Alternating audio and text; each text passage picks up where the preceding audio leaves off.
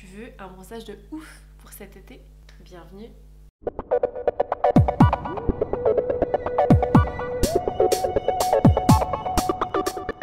Première chose à faire pour avoir un beau bronzage uniforme, c'est de faire un gommage. Donc autant un gommage du visage que du corps avec deux produits bien distincts. J'insiste, un spécifique pour le visage, un spécifique pour le corps, afin d'enlever vraiment toute la peau de croco de l'hiver pour obtenir un bronzage uniforme, sans tache et qui va durer un maximum de temps.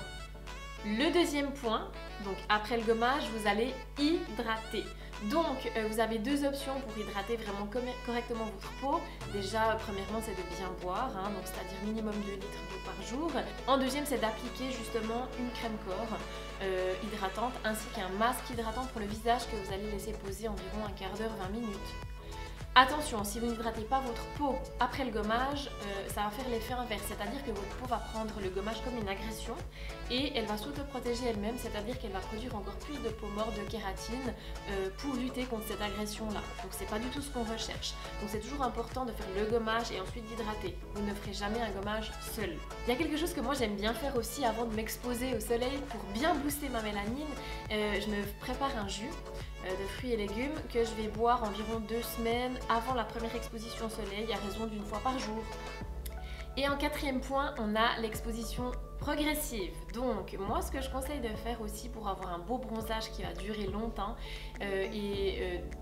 sans agresser la peau, on va dire, c'est de s'exposer un petit peu tous les jours, tous les 2 jours, en commençant par 5 minutes, 10 minutes, un quart d'heure et jusqu'à 30 minutes. Comme ça, la peau elle a vraiment le temps de se familiariser avec le soleil. Et on continue, à côté de tout ça, de toujours bien hydrater la peau. Plus vous allez l'hydrater, plus vous allez conserver une peau souple, une peau saine, et mieux elle va justement interagir avec le soleil. Un des points les plus importants, c'est effectivement de se protéger au soleil par une crème solaire. Et bien entendu, après, ce sera d'adapter son indice de protection solaire en fonction de son phototype.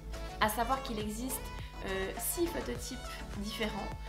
Le premier, ça sera vraiment au niveau des caractéristiques, une peau laiteuse, les cheveux roux, des taches de rousseur. Donc ça, c'est des personnes qui prennent des coups de soleil pratiquement systématiquement. C'est-à-dire que le bronzage, il va être peut-être inexistant.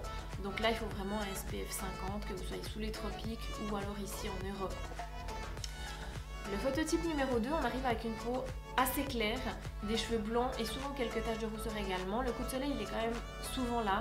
Le bronzage se fait de manière assez légère. Donc là, je conseille aussi un SPF 50. Vers la fin de l'été, ou si on s'est déjà pas mal exposé, on peut partir sur du 30, mais à voir. Ça, c'est vraiment à vous de regarder en fonction de votre peau. Le phototype numéro 3, c'est une peau claire, des cheveux châtains et de rares taches de rousseur. Donc là, le coup de soleil, il arrive. De manière quand même assez régulière. Le bronzage va se faire mais de manière assez progressive. Donc là, ce que je conseille, c'est de toute façon, si vous allez sous les tropiques, d'avoir un SPF 50, et si vous restez ici en Europe, en Suisse, un SPF 30 convient quand même assez bien. Le phototype 4, ça va être une peau mate, des cheveux bruns, pardon. Les coups de soleil se font assez rares chez ces peaux mates. Le bronzage se fait de manière assez rapide. Donc là, je conseille un SPF 30 si on part sous les tropiques ou autre. Ici en Suisse ou alors en Europe, on peut facilement prendre un SPF 20. Parfois ça suffit. Si ça suffit pas, on reste vraiment dans du 30. Ensuite, le phototype numéro 5, c'est vraiment une peau brune, des cheveux foncés. Le coup de soleil est exceptionnel et le bronzage va se faire de manière assez intense. Donc attention. C'est pas plus la peau est foncée et moins elle va attraper de coups de soleil. Alors oui, elle va s'autoprotéger beaucoup mieux, mais même une peau noire très foncée va pouvoir attraper un coup de soleil. Donc il faut quand même toujours se protéger avec une bonne crème solaire adaptée. Je pense qu'on peut partir avec un SPF 20 sans problème, qu'on soit sous les tropiques ou ici, variant du 30 et du 20, mais le 20 ici en Europe serait quand même pas mal adapté. Et le dernier phototype, ça va être vraiment la peau noire, les cheveux noirs. Le coup de soleil, si on se protège bien, il est rare aussi. Et le bronzage va se faire de manière assez intense. Moi, je dirais qu'on peut tourner autour d'un SPF 20, 10, 20, à voir. Il faut savoir que le soleil est le premier facteur de vieillissement prématuré de la peau. Si vous ne vous protégez pas, si vous faites trop de solarium, que vous allez toujours au soleil, il n'y a pas de miracle, la peau va vieillir de manière très rapide et très intense. On a besoin du soleil pour synthétiser de la vitamine dans notre corps, pour pouvoir avoir de l'énergie.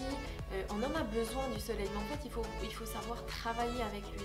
Il faut que ça devienne un ami et non un adversaire en fait.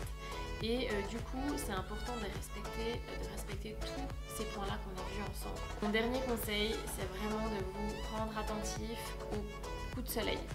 Les coups de soleil, c'est vraiment quelque chose de très très grave. En fait, on prend ça un petit peu à la légère, mais il faut faire attention.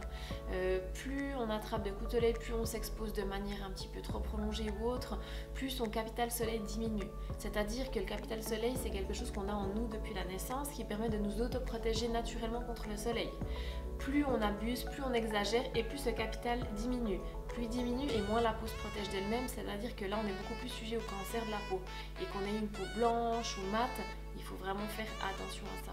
Sachez aussi que le coup de soleil, on l'attrape souvent dans les premières secondes d'exposition au soleil. On ne le remarque pas tout de suite parce que le coup de soleil prend plusieurs heures à se développer. Donc c'est souvent le soir, en rentrant chez soi, qu'on voit qu'on est rouge ou autre. Mais c'est aussi pour ça que c'est important de mettre sa crème solaire un quart d'heure avant de sortir au soleil.